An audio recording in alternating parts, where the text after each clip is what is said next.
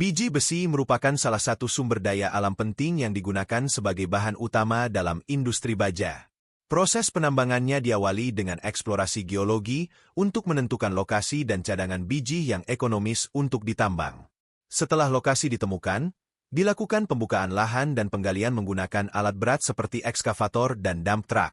Tambang biasanya berbentuk terbuka, open pit, di mana lapisan tanah penutup dikupas untuk mengakses biji di bawahnya. Saat kegiatan penambangan dimulai, suasana tambang dipenuhi dengan suara alat berat yang bekerja tanpa henti. Ekskavator raksasa mulai mengeruk lapisan tanah penutup untuk membuka akses ke lapisan biji besi di bawahnya. Dump truck berukuran besar hilir mudik membawa material dari lokasi penggalian ke area pengolahan sementara.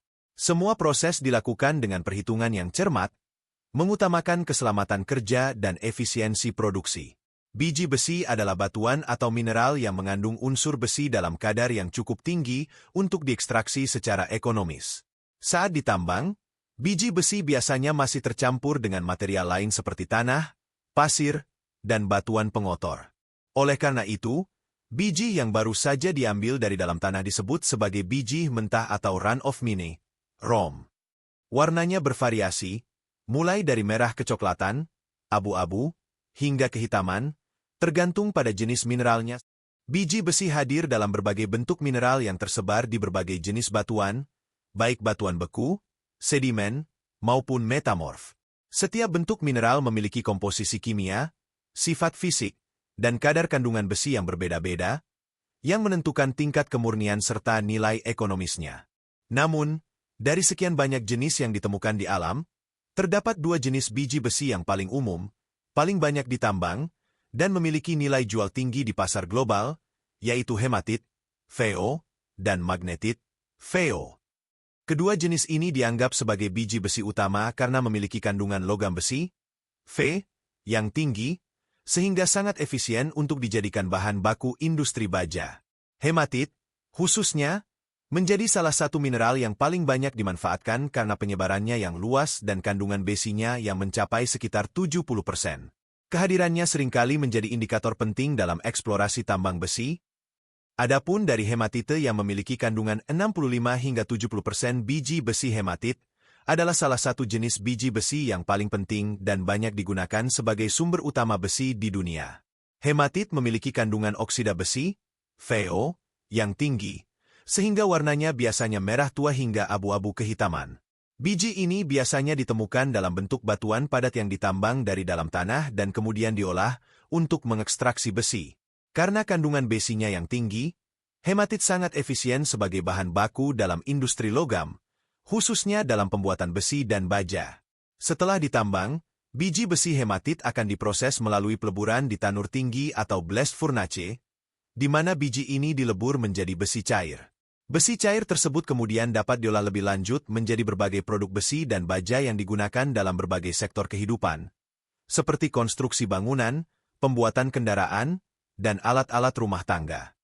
Goethite adalah salah satu jenis biji besi yang mengandung besi oksida hidroksida, Fe.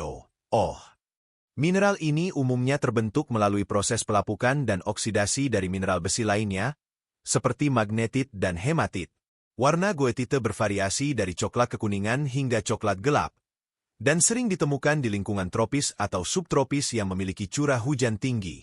Goethite memiliki kandungan besi yang cukup tinggi, sehingga sering dimanfaatkan sebagai bahan baku dalam industri peleburan besi dan baja. Selain nilai ekonomisnya, goethite juga memiliki peran penting dalam studi geologi dan lingkungan.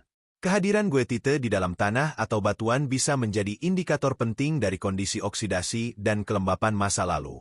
Dalam industri pertambangan, goethite sering ditemukan bersamaan dengan limonit, hematit, atau laterit, dan kokas dibuat melalui proses pemanasan batubara jenis bituminus yang sudah dipersiapkan terlebih dahulu dengan cara dihancurkan dan dicampur agar memiliki komposisi yang optimal. Batubara ini kemudian dimasukkan ke dalam tanur khusus yang disebut tanur kokas, di mana batubara dipanaskan pada suhu sangat tinggi, sekitar 1000 hingga 1100 derajat Celcius, dalam kondisi tanpa oksigen atau udara sama sekali. Proses ini dikenal dengan istilah pirolisis, yaitu pemanasan tanpa adanya oksigen sehingga zat-zat volatil yang terkandung dalam batubara, seperti gas, tar, dan uap air, dapat menguap dan keluar dari material batubara tersebut. Hasil akhirnya adalah karbon padat yang keras, berpori, dan memiliki kandungan karbon yang tinggi, yang kita kenal sebagai kokas. Setelah proses pemanasan selesai, kokas yang masih sangat panas akan dikeluarkan dari tanur dan didinginkan menggunakan air atau udara agar suhunya turun dan dapat diolah lebih lanjut.